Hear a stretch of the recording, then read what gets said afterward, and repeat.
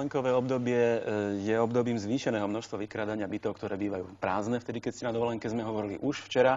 Včera sme hovorili najmä o tom, že ako si vybrať tú správnu poistku, na čo dávať pozor, na čo myslieť, aby potom, keď už sa to stane, tak aby ste boli vo výhode, aby vám poisťovňa naozaj veci preplatila a tak ďalej. Dnes sa chceme zamerať na to, aby vôbec nedošlo vlastne k takejto udalosti, aby vám byt nevykradli. Mojím hostom je pán Peter Grečko, projekt Bezpečné bývanie RIS. Dobré ráno. Dobré ráno. To je asi taký pomerne dosť profesionálny systém, ktorý nám nie len v dovolenkovom období, ale vôbec počas celého roka, celého života zabezpečí, zvýši ochranu nášho obydlia. Dobre hovorím? Alebo teda, čo je to vlastne Bezpečné bývanie projekt? Projekt Bezpečné bývanie, musím povedať, že je trošku jednoduchší než to varenie, ale toto je veľmi zložité. A pozostáva zo 4 takých základných prvkov. Základný prvok je komunikácia, to znamená jak medzi ľuďmi, tak medzi bránou a bytom. Druhá dôležitá časť je identifikácia, a to je DEC kľúč, dotykový elektronický kľúč, ktorým sa ľudia identifikujú. To vlastne ani nie je kľúč, pretože pod pojmom kľúč si predstavujeme niečo, čo sa niekam sunie. Toto stačí sa len dotknúť alebo priblížiť k niečomu? Áno, toto sa priblíži vlastne k takej dotykovej ploche, ktorá je na bráne. Pomaličky vlastne to ukážem, ale sa budem snažiť. Dotkneme sa vlastne dotykovej plochy a na základe toho prebehne určitý elektrický signál do takej čiernej skrinky alebo do operačnej jednotky. To je taká skrinka, ktorú potom tí účastníci, ktorí vstupujú do objektu, nevidia. Ale každý taký jeden vstup je tam zapamätaný. To znamená, že každý sa identifikuje a zároveň je možné sledovať, či tie dvere aj za sebou zatvorí. To je veľmi tiež dôležitá vec.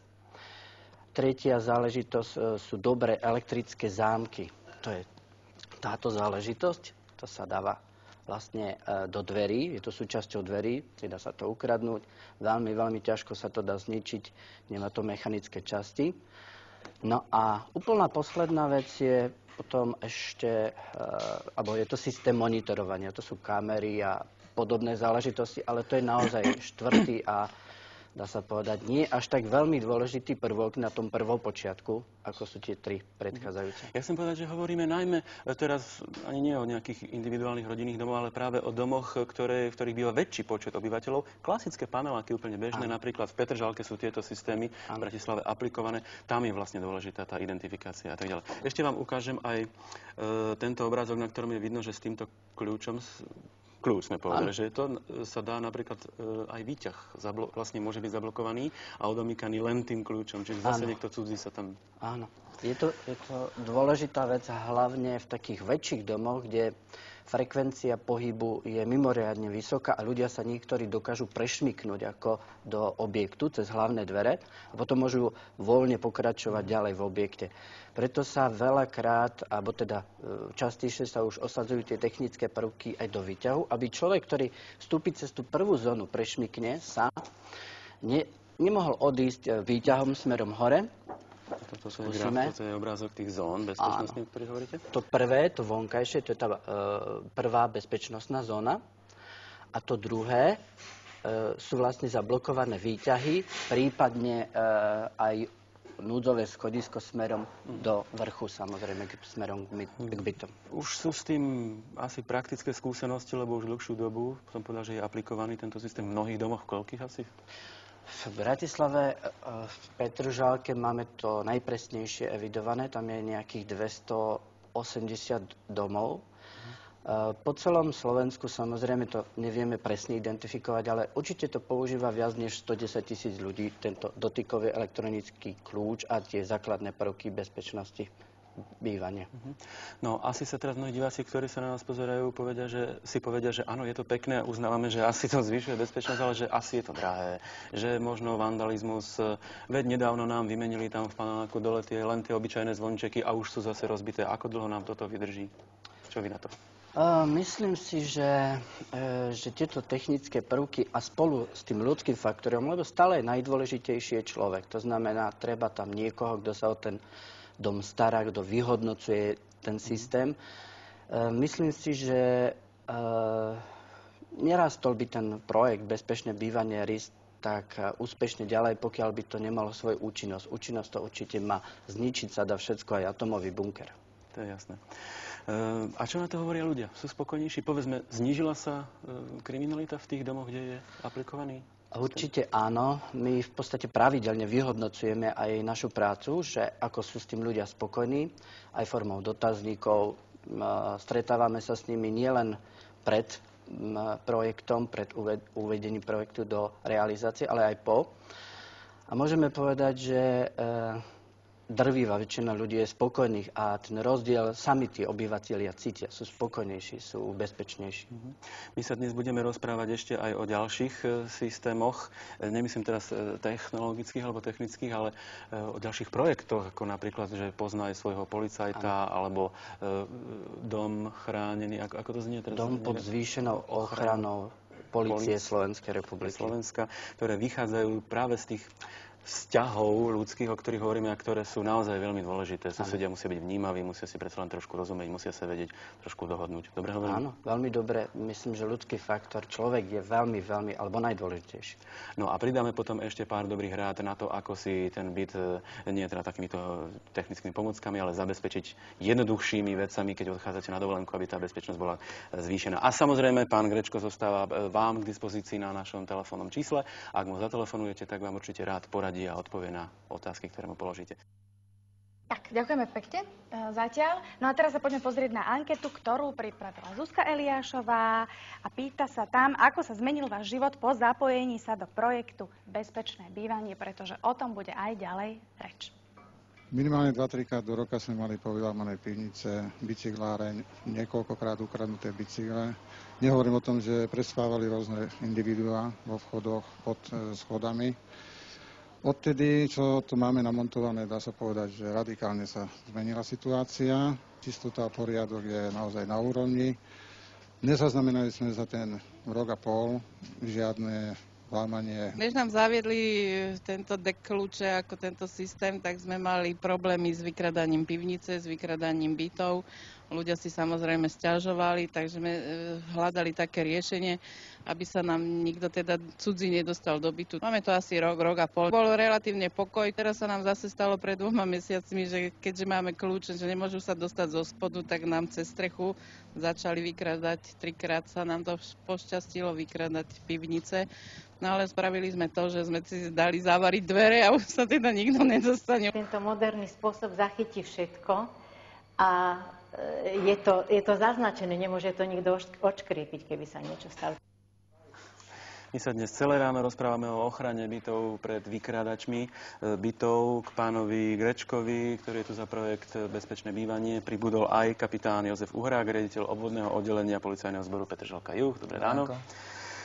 No a okrem toho, čo ste videli aj v tejto krútke, že naozaj tento systém tých elektronických kľúčov, môžem to takto nazvať, je asi dobrý a pomáha minimálne odstrašiť tých zlodejov, že pôjdu radšej niekam inam. Tak sú aj ďalšie systémy, ktoré už nie sú založené na technológiách, ale na medziľudských vzťahoch. Ten prvý z nich sa volá Poznaj svojho policajta a druhý sa volá Dom pod ochranou polície. O tých sa chceme rozprávať, ale musím vás využiť aj na nejaké tie štatistiky. Ako je to s vykradaním bytov, ako to bolo, ja neviem, minulý rok, alebo tento rok je horší ako minulý, alebo lepší? Keby som to takto priblížil, dá sa povedať, že vykradanie bytov nám rapidne klesá. Keby som to povedal v číslach, tak za rok 2002 bolo zaznamenaných 75 krádeží vlámaním do bytov. Už v roku 2003 na konci roka bolo zaznamenaných len 46 krádeží vlámaním do bytov. Tento pol rok sme ukončili s 15 krádežami vlámaním do bytov a porovnanie s predchádzajúcim pol rokom vlastne bolo 29, takže vyslovene to klesá. A myslíte si, že to klesá kvôli takýmto systémom a projektom? Dá sa povedať, že to klesá z viacerých faktorov. Jeden faktor je ten, že sa zvýšila vlastná ochrana občanov napríklad týmito dekľúčmi. Ľudia si vymenili papierové dvere kvázi za bezpečnostné dvere, takže pachatelia musia prekonať zložitejšie prekažky a dávajú potom prednosť iným spôsobom dá sa prekonania prekážky. Takže dá sa povedať, že tieto bezpečnostné dvere je jeden z tých faktorov, ktorý vlastne sa neoplatí prekonávať, tak iné trestné činy páchajú. Aký je to projekt Poznaj svojho policajta?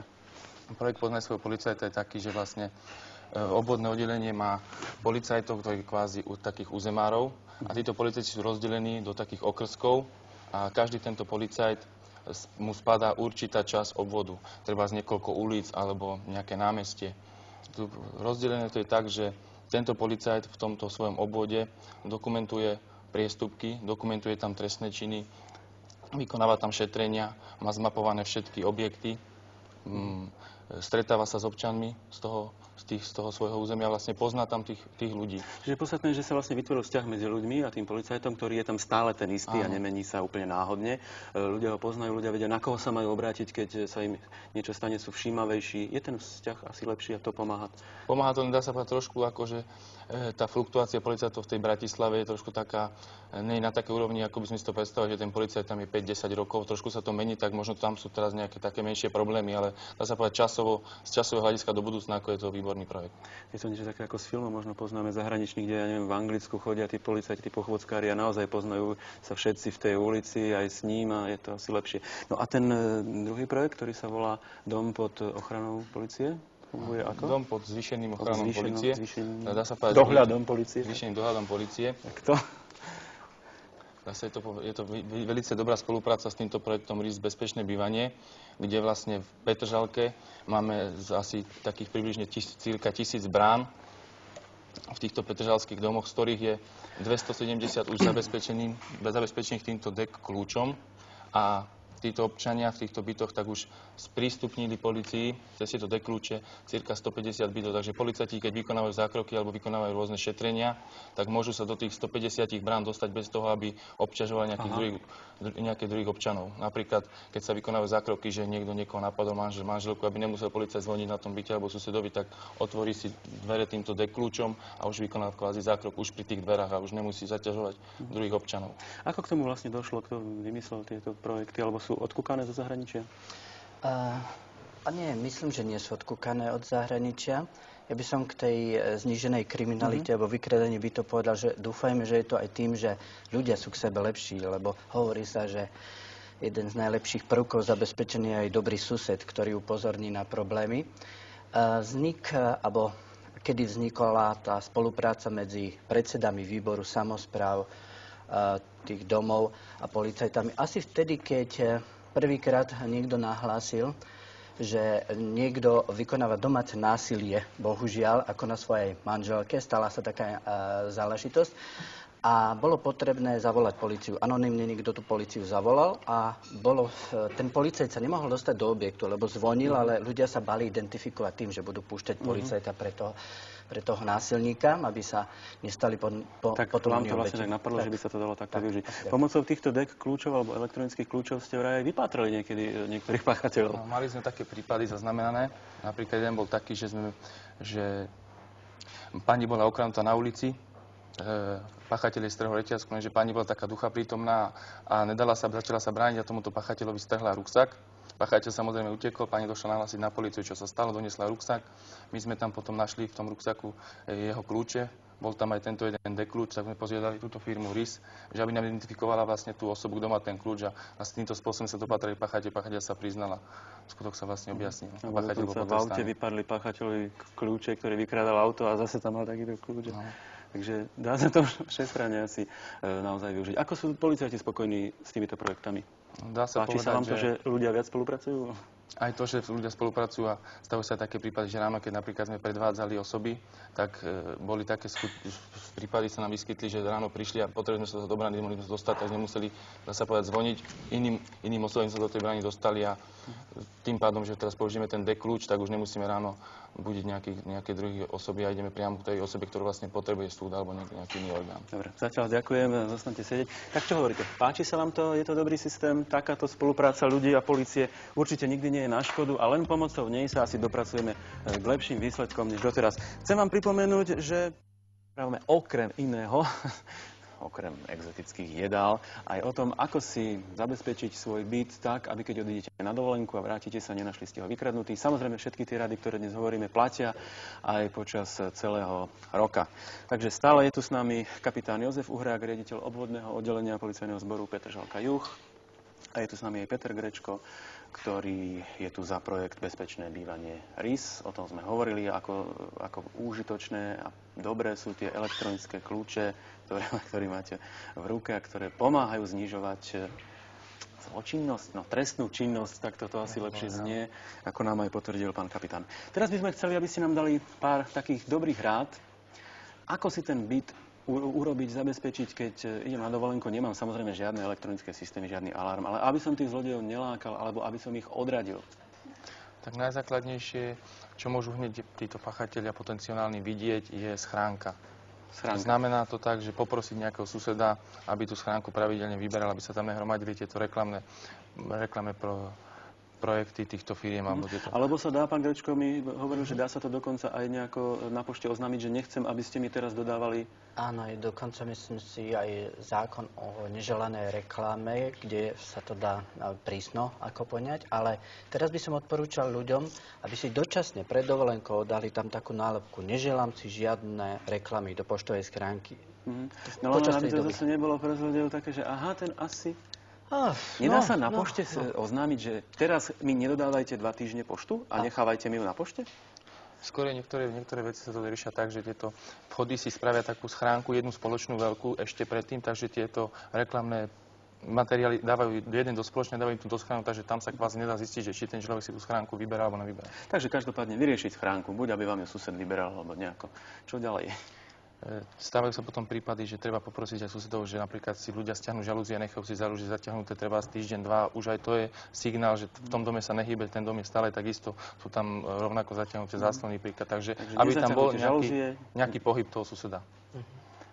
Poprosiť, aby občas išiel zaliať kvety a sú 2 muchy jednou ranou zabité. Áno, myslím, že najdôležitejšie sú tie dobré medziľudské vzťahy. A najbližší sused je určite tá najužitočnejšia, najrýchlejšia a najlacnejšia ako najlacnejšie zabezpečenie. Dá sa ešte niečo urobiť? Či to už sú jediné také veci? No a potom treba vlastne poprosiť susedov, tých, čo sú v tom čase najhaklivejšom alebo v tom, čo sa najviac vykrádá, to je do obede, keď sú všetci v práci zamestnaní, tak poprosiť tých dôchodcov, čo sú väčšinou doma cez deň, že aby si všímali ľudí, ktorí chodia, lebo potom skúšajú také metódy, sú napríklad tieto braničovne sú takto zabezpečené, že chodia a zvonia a skúšajú, či niekto otvorí, a v prípade, keď niekto otvorí, tak sa vyhovárajú, že sú nejakí pracovníci alebo hľadajú nejakého kamaráta.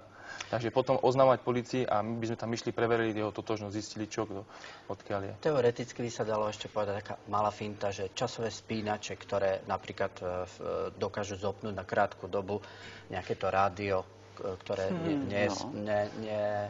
nežere v podstate veľa elektrickej energie. Alebo zasvieti svetlo v nejakej miestnosti, potom zase zhasne. To je jednoduché. A to ani nie sú drahé veci, tie časové spínače. To je dobrý nápad, vidíte, to by mi nenapadlo. Máte nejaký taký konkrétny osobný prípad, ste zažili, že vykradli niekoho a keby urobil nejakú maličkosť, tak by ho nevykradli? Tak sú také príklady. Mali sme napríklad jeden príklad, som spomenul, jeden mal takto zabezpečený byt úplne jednoduchým spôsobom, že mal tam také úplne jednoduché zabezpečovacie zariadenie, že proste tie dvere sa otvorili a mal tam niekde taký schovaný vypínač, že proste keď ten vypínač zapol, tak to začalo pípať, ten ľudí sa zľakol, vlastne prekážka bola prekonaná, ale on sa tak zľakol, že proste utekol a sa jednoducho nepodarilo zlodejovi ten byt. Tak, ďakujeme za všetky tie rady, ktoré ste nám dnes poskytli. Vy sa ich snažte držať, urobte aspoň niektoré z tých opatrení, ktoré sme vám odporúčili. Určite sa budete cítiť bezpečnejšie a budete mať menej starostí na dovolenke. Ďakujem, dovidenia. No a my